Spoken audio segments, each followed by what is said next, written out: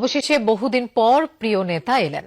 রাজশাহীতে নির্বাচনী জনসভার ভরা মাঠের বাইরেও তাই নেতাকর্মী থেকে শুরু করে কৌতূহলী মানুষের ঢল তারেক রহমানকে এক নজর দেখতে।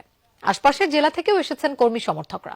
বিমানবন্দর থেকে হযরত শাহ মখদুম রহমতুল্লাহ আলাইহের মাজার হয়ে ঐতিহাসিক মাদ্রাসা ময়দান পর্যন্ত পুরো যাত্রাপথে বাসের ভেতর থেকেই উচ্ছ্বসিত জনতার অভ্যর্থনার জবাব দেন বিএনপি চেয়ারম্যান। নেতাকর্মীরা বলছেন, তারেক রহমানের এই সফর আগামী 12 ফেব্রুয়ারির নির্বাচনে দলকে জেতাতে পুরোপুরি উজ্জীবিত করেছে তাদের। রেইনবো অলরাউন্ডার এক্সটেরিয়র পেইন্ট বাড়ির বাহিরের দেয়ালের সুরক্ষা নিয়ে থাকুন নিশ্চিন্ত, সাথে পাচ্ছেন 10 বছরের ওয়ারেন্টি। BG481 ফ্লাইটের রাজশাহী পৌঁছানোর নির্ধারিত সময় দুপুর 12টা 35 মিনিট। কিন্তু খুব সকাল থেকেই শাহ মখদুম বিমানবন্দরের আশেপাশে নামতে শুরু করে মানুষের ঢল। কারণ বাংলাদেশ বিমানের এই ফ্লাইটেই বৃহস্পতিবার রাজশাহীতে আসেন তারেক রহমান। দীর্ঘ 2 দশকের বেশি সময় পর বিএনপি চেয়ারম্যানের আগমন, তাই তাকে এক নজর দেখতে নেতাকর্মী সমর্থকদের প্রাণবন্ত চেষ্টা। স্লোগানে মুখরিত চারিদিক। তারেক রহমান যেদিন থেকে বাংলার মাটিতে পা দিয়েছে, ধানের জোয়ার আরো ফাটে পড়েছে সারা দেশে। খুব আনন্দ। 17 বছর যে আমরা নির্যাতিত হয়েছি, কষ্ট করেছি, আমরা এখন আশা করি যে তারেক রহমান উনি আসছে আমাদের মাঝে, আমাদের সমস্ত কিছু আশা আকাঙ্ক্ষা আমাদের অবশ্যই সে পূর্ণ করবে। নির্ধারিত সময়ে রাজশাহীর মাটি ছুঁয়ে নির্ধারিত বাসে ওঠেন জিয়াউর রহমান ও খালেদা জিয়ার সন্তান। রাস্তার পাশে তখন মানুষের ঢল। বাসের ভেতর থেকেই তারেক রহমান হাত নেড়ে অপেক্ষমান মানুষের অভ্যর্থনার জবাব দেন।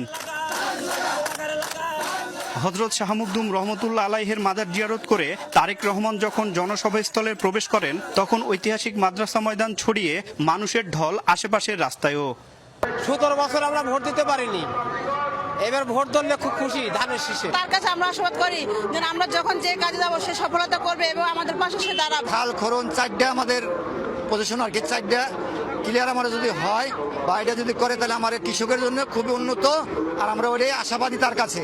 সকাল থেকেই রাজশাহীর পাশাপাশি নাটোর ও চাঁপাইনবাবগঞ্জ সহ আশেপাশের বিভিন্ন জেলার বিএনপি নেতাকর্মীরা নির্বাচনী জনসভায় আসতে শুরু করেন। বেলা 10টার মধ্যে রাজশাহীর প্রধান সড়কগুলি পরিণত হয় মিছিলের রাস্তায়। বেলা 11টার মধ্যেই ভরে যায় মাদ্রাসা ময়দান।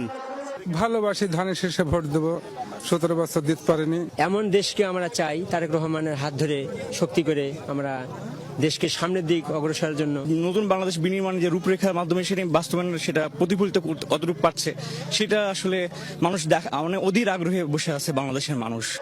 বিএনপি নেতাকর্মীরা জানান, দলের চেয়ারম্যানের এই সফর থেকে দেয়া নির্দেশনা নিয়ে তারা কাজে লাগাবেন নির্বাচনের মাঠে। তারেক মাহমুদ, যমুনা নিউজ, রাজশাহী।